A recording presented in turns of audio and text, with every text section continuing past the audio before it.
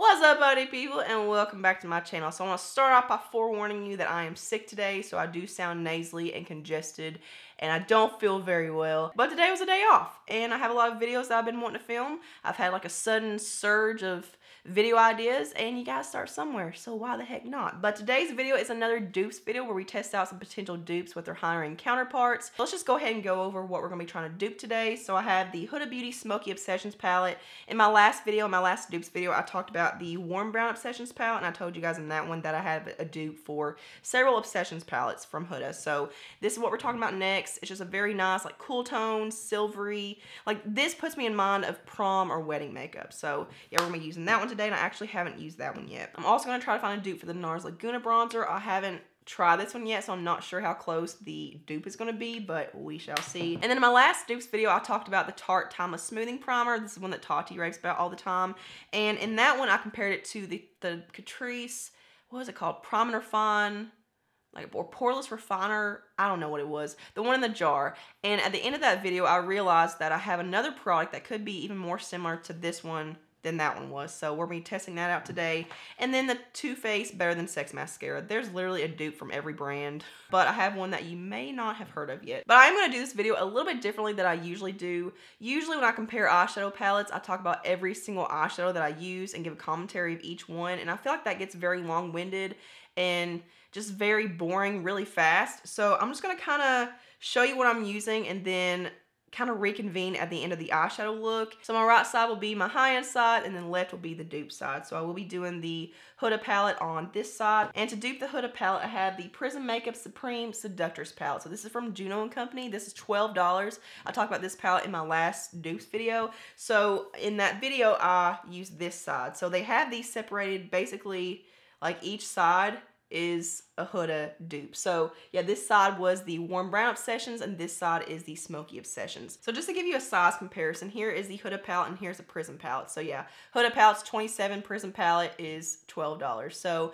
you can probably tell that the Prism palette, the shadows in it are so much bigger than the Huda ones. Like, you get so much more product and so much more bang for your buck. So I've already primed my eyes, so we're gonna go ahead and create a look with each one. So once again, Huda side and Prism side.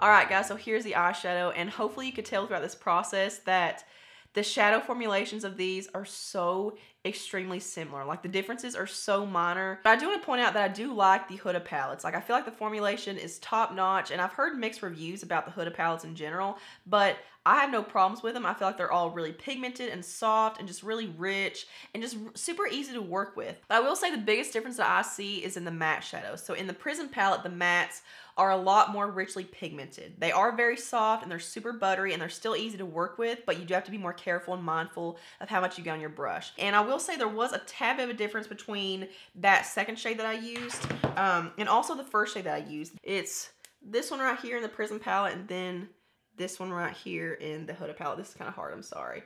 So hopefully you can tell that the Prism one is just a tad bit lighter, but they still built up the exact same, like they look the same on the eyes.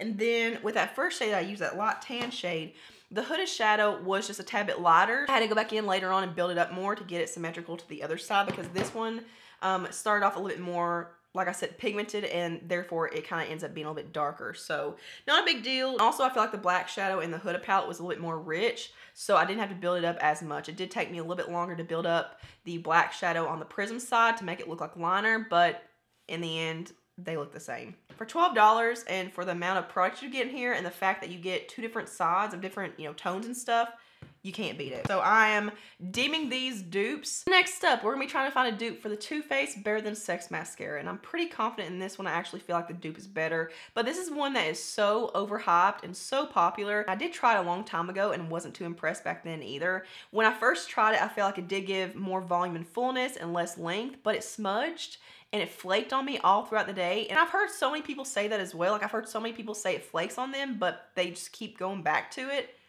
I don't get it, but it does have a really nice wand. Like I really like the shape of the wand.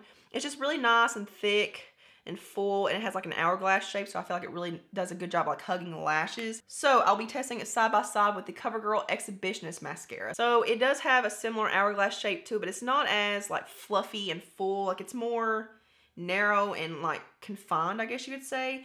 But this mascara has become one of my favorites. It's such a good formula. It does not flake, it does not smudge, it lasts all day long, and it gives me so much, it just gives me such a bigger effect than the Too Faced one. So I'll be doing the Too Faced one on this side and the Covergirl one on this side. Okay, so here are 2 layers of each mascara, and you cannot tell a difference. Like I just got this the other day, so this is pretty much brand new, and the first time I used it, it was so wet, like I literally couldn't get it to do anything. Like it did not do what it's doing today at all. So it definitely has dried up a little bit, so I do like that. But hopefully you guys can see that the effects are so extremely similar. I will say today I feel like the Too Faced one gave a little bit more fullness than the Covergirl one, but I feel like any other time that I've used the Covergirl one, it's worked way better than the Too Faced mascara. So it's just, products work different for me like on a day-to-day basis. It's so weird, but I am deeming these dupes, except I'm calling the Covergirl one better just because it doesn't flake or smudge on me. Next up, we're going to try to find another dupe for the Tarte Timeless Smoothing Primer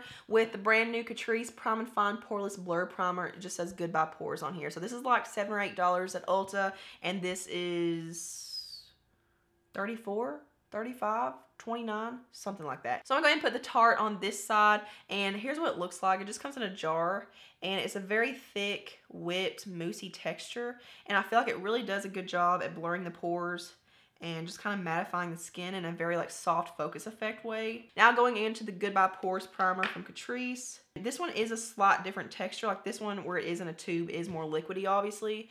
So there's what that one looks like, and it's more of a beigey color, which, I mean, doesn't really matter. But yeah, just a slight different texture, but I feel like it really does blur the pores nonetheless. Like it's liquidy when you first squeeze it out, but it's thicker on the skin. Okay, so I know that you guys probably can't see it all, but they look so similar. I will say the Tarte one has filled them in just a tad bit more, but when it's all said and done, like once you have your foundation and stuff on, not gonna be a big difference. So the Tarte side definitely did fill in the pores more than the Catrice side. Again, whether or not it's gonna show up under foundation, like if it's really gonna make a difference once you have your face makeup on, probably not, but it's filled the pores in so much that I don't see them, but I see blackheads more. It looks like I have no pores and just blackheads. Like the blackheads are just like out and about. They're very visible. Oh my God, I've never seen my pores filled in more than this. Like it looks like I have no pores whatsoever. Let's try to build up the Catrice one a little bit more, because I feel like I did layer the Tarte side on a little bit more. So let's see if we layer this up, if it will give the same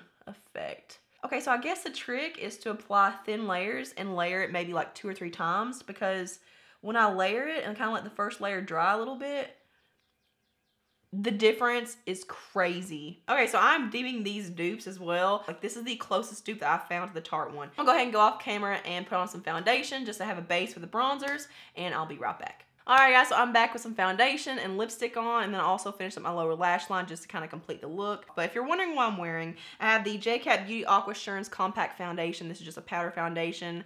Oh my god, so drying and so tight on my skin. Like, if you guys want to see a full-on review and demo over this, let me know. And then for lips, I have the Delarza and V&A Strict lip liner and liquid lipstick. I have the lip liner in the shade 24 and then the liquid lipstick in the shade Squad. So that's on my lips. And I also top that off with the Flower Beauty Galaxy Glaze Holographic Lip Gloss in the shade Soleil. Going into the NARS Laguna Bronzer. Again, I have not tried this, but when I swatched it, I didn't realize that there was like a gold sheen to it. Like, it's not completely matte like what I thought. So I'm gonna be trying to find a dupe for that within the Physicians Formula Butter Bronzer in the shade Sunkissed Bronzer. So this is the one that's like an added on color. I haven't really used this one a whole lot, but it definitely does have that golden sheen. So here's the Butter Bronzer, and then here's Laguna. Definitely a very similar undertone and very similar like golden sheen to both of them. So hopefully we have a dupe here. I have no idea. So going into NARS Laguna on my right side, we're just gonna bronze up like normal. This has been a very, very popular bronzer.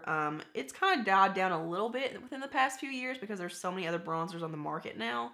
But yeah, this was a very, very popular one back in the day.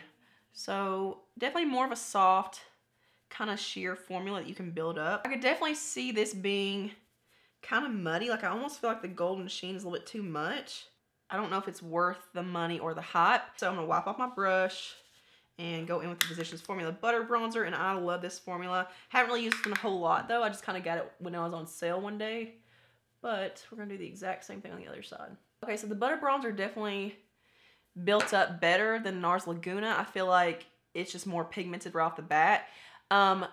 Very, very similar on the skin. Like, you cannot tell a difference from one side to the next. But I'm kind of realizing now why I haven't really been drawn to this butter bronzer, like the Sunkissed bronzer, because it's just too much of a golden sheen. Like, I feel like it is more unnatural for my skin tone. But I do feel like it's kind of emphasizing like spots on my face and texture where it does have that like slight gold shimmer to it. So not the biggest fan of either of these, but they're dead on dupes. So going back to the primers real quick, just because like I said earlier, primers can be different on their own than when you actually have face makeup on. Sometimes the effect that they give before face makeup is masked once you actually have foundation and stuff on, but I feel like they look the exact same almost with foundation on. Now, I will say, I'm not just saying this, I swear, I'm not just saying this for a good outcome because I want the dupe side to win. I do feel like the Catrice side looks a tad bit softer in person now, but as far as like the minimizing of pores and stuff, like it does look pretty much the exact same. It just looks a tad bit more like a soft focus effect on the Catrice side. So go ahead and subscribe to my channel and hit the notification bell so that you never miss an upload and you can become part of my community, and give this video a big old thumbs up if you enjoyed it, and I'll see you guys in the next one. Mwah.